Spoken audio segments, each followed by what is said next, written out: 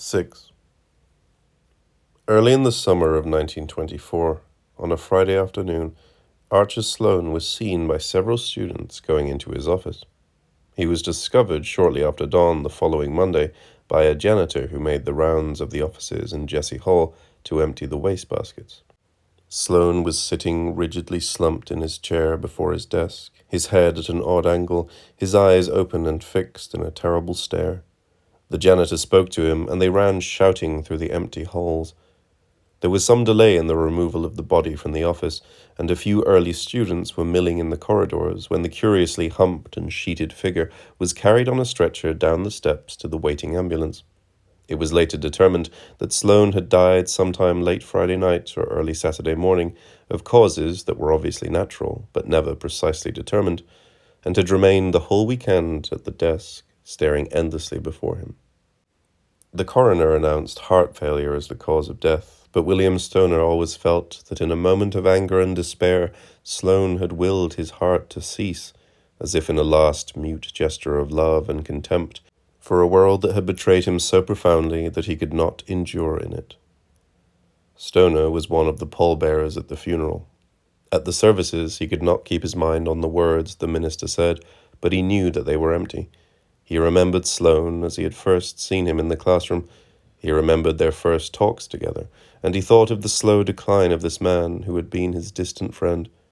Later, after the services were over, when he lifted his handle of the grey casket and helped to carry it out to the hearse, what he carried seemed so light that he could not believe there was anything inside the narrow box. Sloane had no family. Only his colleagues and a few people from town gathered around the narrow pit and listened in awe, embarrassment, and respect as the minister said his words.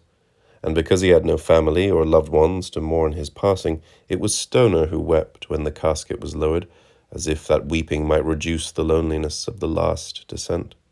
Whether he wept for himself, for the part of his history and youth that went down to the earth, or whether for the poor thin figure that once kept the man he had loved, he did not know.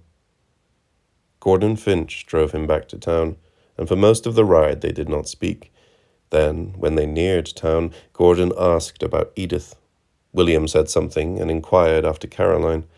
Gordon replied, and there was a long silence. Just before they drove up to William's apartment, Gordon Finch spoke again. "I don't know. All during the service, I kept thinking about Dave Masters, about Dave dying in France, and about old Sloane sitting there at his desk, dead 2 days, like they were the same kinds of dying. I never knew Sloane very well, but I guess he was a good man. At least I hear he used to be.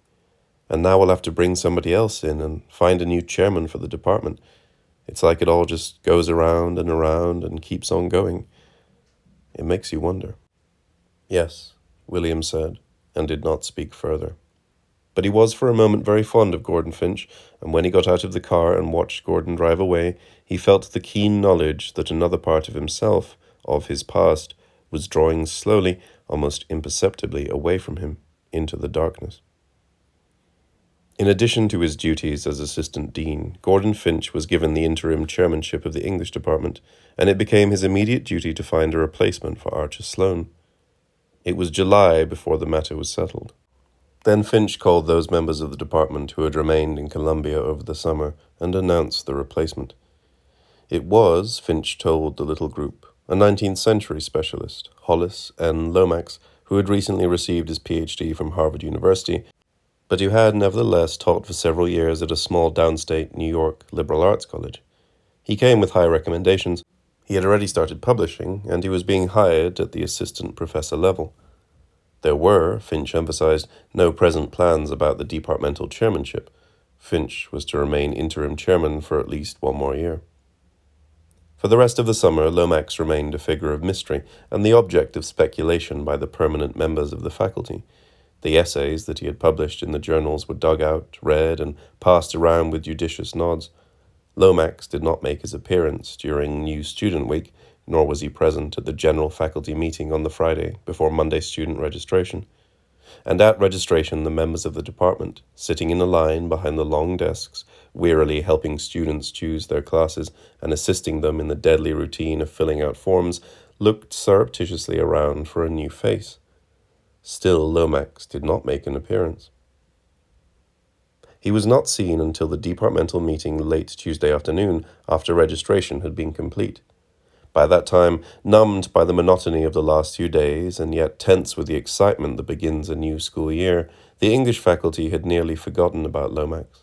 They sprawled in desktop chairs in a large lecture room in the east wing of Jesse Hall, and looked up with contemptuous yet eager expectancy at the podium where Gordon Finch stood surveying them with massive benevolence.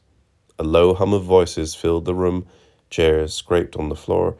Now and then someone laughed, deliberately, raucously. Gordon Finch raised his right hand and held it palm outward to his audience. The hum quieted a little. It quieted enough for everyone in the room to hear the door at the rear of the hall creak open and to hear a distinctive, slow shuffle of feet on the bare wood floor. They turned, and the hum of their conversation died. Someone whispered, "It's Lomax," and the sound was sharp and audible through the room. He had come through the door, closed it, and had advanced a few steps beyond the threshold where he now stood. He was a man barely over 5 feet in height, and his body was grotesquely misshapen. A small hump raised his left shoulder to his neck, and his left arm hung laxly at his side. His upper body was heavy and curved, so that he appeared to be always struggling for balance. His legs were thin, and he walked with a hitch in his stiff right leg. For several moments he stood with his blond head bent downward, as if he were inspecting his highly polished black shoes and the sharp crease of his black trousers. Then he lifted his head and shot his right arm out, exposing a stiff white length of cuff with gold links. There was a cigarette in his long, pale fingers. He took a deep drag, inhaled, and expelled the smoke in a thin stream. And then they could see his face. It was the face of a manatee idol. Long and thin and mobile, it was nevertheless strongly featured. His forehead was high and narrow, with heavy veins, and his thick waving hair, the color of ripe wheat, swept back from it in a somewhat theatrical pompadour. He dropped his cigarette on the floor, ground it beneath his sole, and spoke. "I am Lomax." He paused. His voice, rich and deep, articulated his words precisely, with a dramatic resonance. "I hope I have not disrupted your meeting." The meeting went on, but no one paid much attention to what Gordon Finch said. Lomax sat alone in the back of the room, smoking and looking at the high ceiling, apparently oblivious of the heads that turned now and then to look at him. After the meeting was over, he remained in his chair and let his colleagues come up to him, introduce themselves, and say what they had to say. He greeted each of them briefly, with a courtesy that was oddly mocking. During the next few weeks, it became evident that Lomax did not intend to fit himself into the social, cultural, and academic routine of Columbia, Missouri. Though he was ironically pleasant to his colleagues, he neither accepted nor extended any social invitations. He did not even attend the annual open house at Dean Claremont's, though the event was so traditional that attendance was almost obligatory. He was seen at none of the university concerts or lectures. It was said that his classes were lively and that his classroom behavior was eccentric. He was a popular teacher. Students clustered around his desk during his off hours, and they followed him in the halls. It was known that he occasionally invited groups of students to his rooms, where he entertained them with conversation and recordings of string quartets. William Stoner wished to know him better, but he did not know how to do so. He spoke to him when he had something to say, and he invited him to dinner. When Lomax answered him, as he did everyone else, ironically polite and impersonal, and when he refused the invitation to dinner, Stoner could think of nothing else to do. It was some time before Stoner recognized the source of his attraction to Hollis Lomax. In Lomax's arrogance, his fluency, and his cheerful bitterness, Stoner saw, distorted but recognizable, an image of his friend David Masters. He wished to talk to him as he had talked to Dave, but he could not, even after he admitted his wish to himself. The awkwardness of his youth had not left him, but the eagerness and straightforwardness that might have made the friendship possible had. He knew what he wished was impossible, and the knowledge saddened him. In the evenings, after he had cleaned the apartment, washed the dinner dishes, and put Grace to bed in a crib set in a corner of the living room, he worked on the revision of his book. By the end of the year it was finished, and though he was not altogether pleased with it, he sent it to a publisher. To his surprise, the study was accepted and scheduled for publication in the fall of 1925. On the strength of the unpublished book, he was promoted to assistant professor and granted permanent tenure. The assurance of his promotion came a few weeks after his book was accepted. Upon that assurance, Edith announced that she and the baby would spend a week in St. Louis visiting her parents. She returned to Columbia in less than a week, harried and tired, but quietly triumphant. She had cut her visit short because the strain of caring for an infant had been too much for her mother, and the trip had so tired her that she was unable to care for Grace herself. But she had accomplished something. She drew from her bag a sheaf of papers and handed a small slip to William. It was a check for $6,000 made out to Mr. and Mrs. William Stoner and signed with the bold, nearly illegible scrawl of Horace Bostwick. "What's this?" Stoner asked. She handed him the other papers. "It's a loan," she said. "All you have to do is sign these. I already have." "But $6,000? What's it for?" "A house," Edith said. "A real house of our own."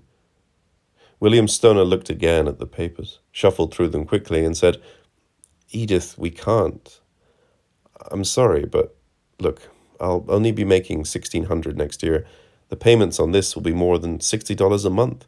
That's almost half my salary. And there will be taxes and insurance, and I just don't see how we can do it. I wish you would talk to me." Her face became sorrowful. She turned away from him. "I wanted to surprise you. I'm able to do so little. And I could do this." He protested that he was grateful, but Edith would not be consoled. "I was thinking of you and the baby," she said. "You could have a study, and Grace could have a yard to play in." "I know," William said. "Maybe in a few years." "In a few years," Edith repeated. There was a silence. Then she said dully, "I can't live like this. Not any longer. In an apartment. No matter where I go, I can hear you, and hear the baby, and the smell. I can't stand the smell. Day after day, the smell of diapers. And I can't stand it, and I can't get away from it. Don't you know? Don't you know?" In the end, they accepted the money. Stoner decided that he could give up to teaching the summers he had promised himself for study and writing, at least for a few years. Edith took it upon herself to look for the house. Throughout the late spring and early summer, she was tireless in her search, which seemed to work an immediate cure for illness. As soon as William came home from his classes, she went out and often did not return until dusk. Sometimes she walked, and sometimes she drove around with Caroline Finch, with whom she had become casually friendly. Late in June, she discovered the house she wanted. She signed an option to buy and agreed to take possession by the middle of August. It was an old two-story house, only a few blocks from the campus. Its previous owners had allowed it to run down. The dark green paint was peeling from the boards, and the lawn was brown and infested with weeds. But the yard was large, and the house was roomy. It had a bedraggled grandeur that Edith could imagine renewed. She borrowed another $500 from her father for furniture, and in the time between the summer session and the beginning of the fall semester, William repainted the house. Edith wanted it white, and he had put 3 coats on so that the dark green would not show through. Suddenly, in the first week of September, Edith decided that she wanted a party, a housewarming, she called it. She made the announcement with some resolution, as if it were a new beginning. They invited all those members of the department who had returned from their summer vacations, as well as a few town acquaintances of Edith. Hollis Lomax surprised everyone by accepting the invitation, the first he had accepted since his arrival in Columbia a year earlier. Stoner found a bootlegger and bought several bottles of gin. Gordon Finch promised to bring some beer, and Edith's Aunt Emma contributed 2 bottles of old sherry for those who would not drink hard liquor. Edith was reluctant to serve liquor at all. It was technically illegal to do so, but Caroline Finch intimated that no one at the university would think it really improper, and so she was persuaded. Fall came early that year. A light snow fell on the 10th of September, the day before registration. During the night, a hard freeze gripped the land. By the end of the week, the time of the party, the cold weather had lifted. so that there was only a chill in the air. But the trees were leafless, the grass was beginning to brown, and there was a general bareness that presaged a hard winter.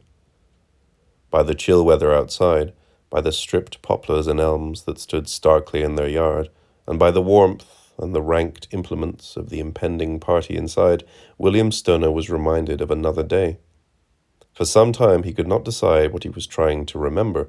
Then he realized that it was on such a day, almost 7 years before, that he had gone to Josiah Claremont's house and had seen Edith for the first time. It seemed far away to him, and long ago.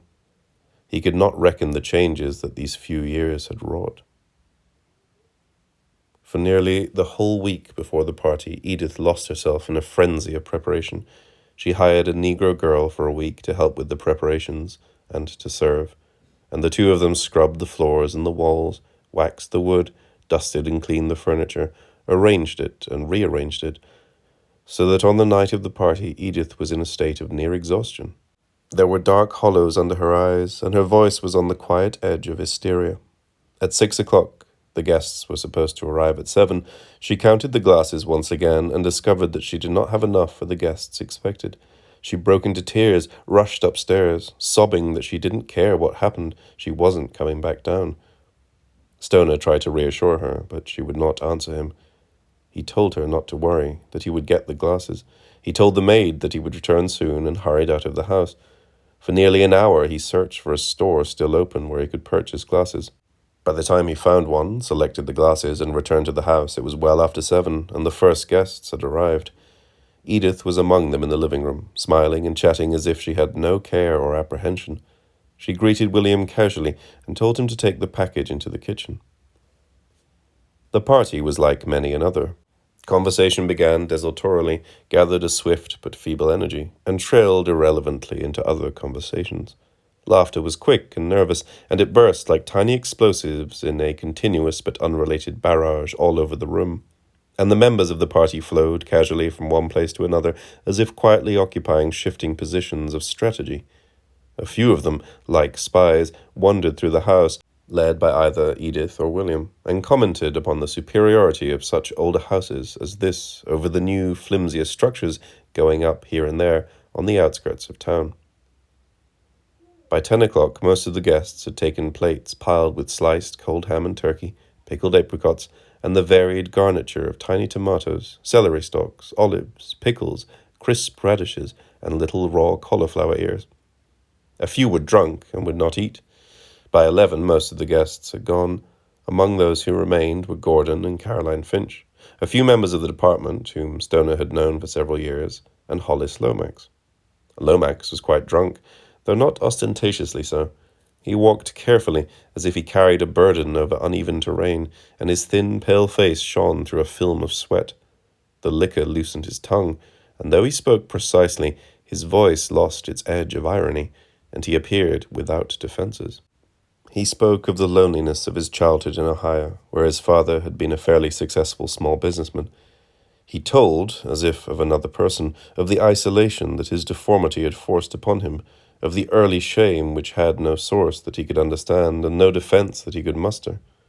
And when he told of the long days and evenings he had spent alone in his room, reading to escape the limitations that his twisted body imposed upon him, and finding gradually a sense of freedom that grew more intense as he came to understand the nature of that freedom, when he told of this, William Stoner felt a kinship that he had not suspected. He knew that Lomax had gone through a kind of conversion, an epiphany of knowing something through words that could not be put in words, as Stoner himself had once done, in the class taught by Archer Sloane. Lomax had come to it early and alone, so that the knowledge was more nearly a part of himself than it was a part of Stoner.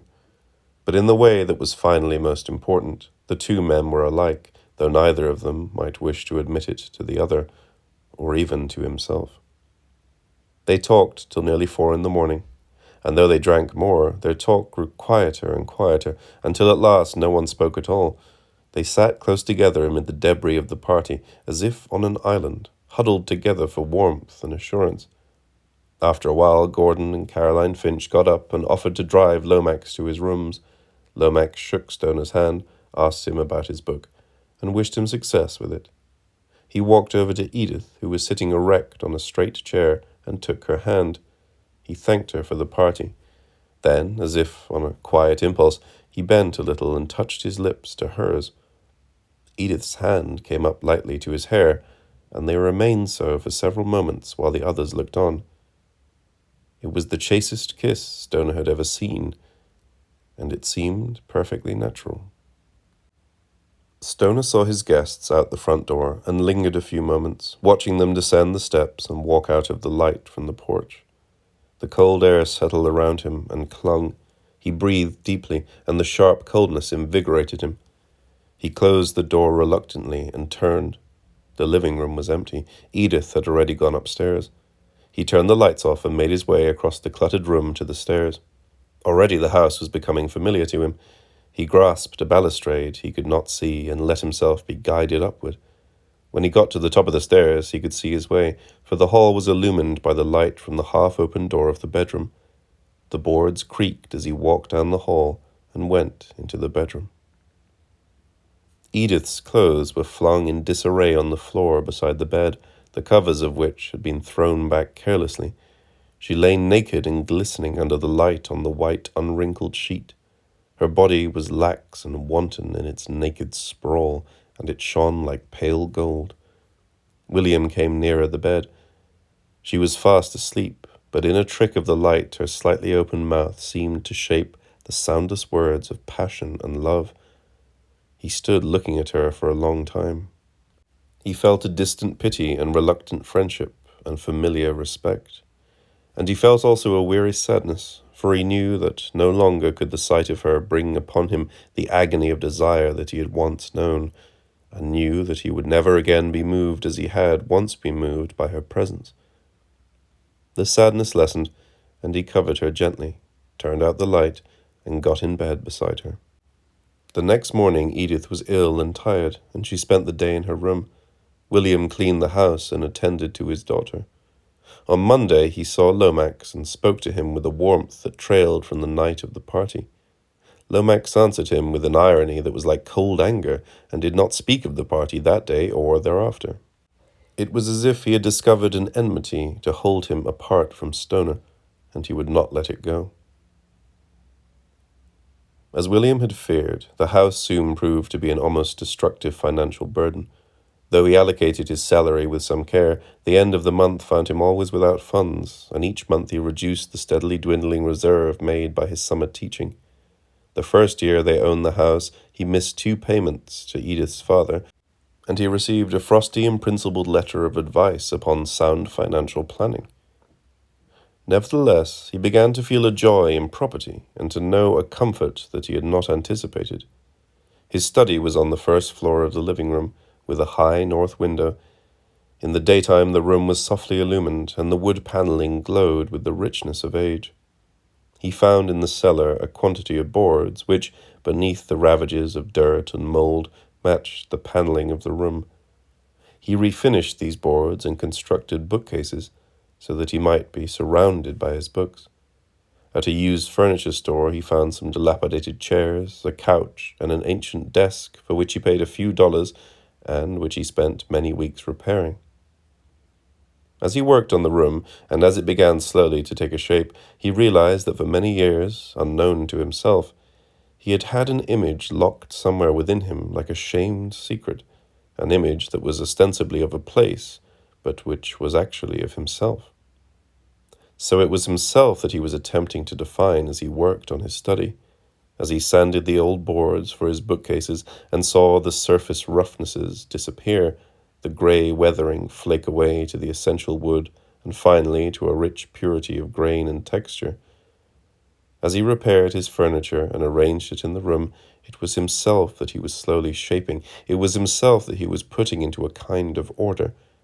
It was himself that he was making possible. Thus, despite the regularly recurring pressures of debt and need, the next few years were happy, and he lived much as he had dreamed that he might live when he was a young student in graduate school and when he had first married. Edith did not partake of so large a part of his life as he had once hoped. Indeed, it seemed that they had entered into a long truce that was like a stalemate. They spent most of their lives apart, Edith kept the house, which seldom had visitors, in spotless condition.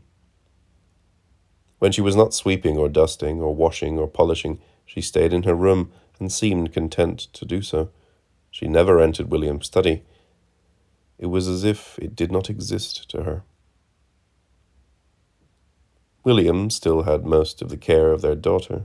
In the afternoons, when he came home from the university, he took Grace from the upstairs bedroom that he had converted into a nursery and let her play in the study while he worked. She played quietly and contentedly on the floor, satisfied to be alone.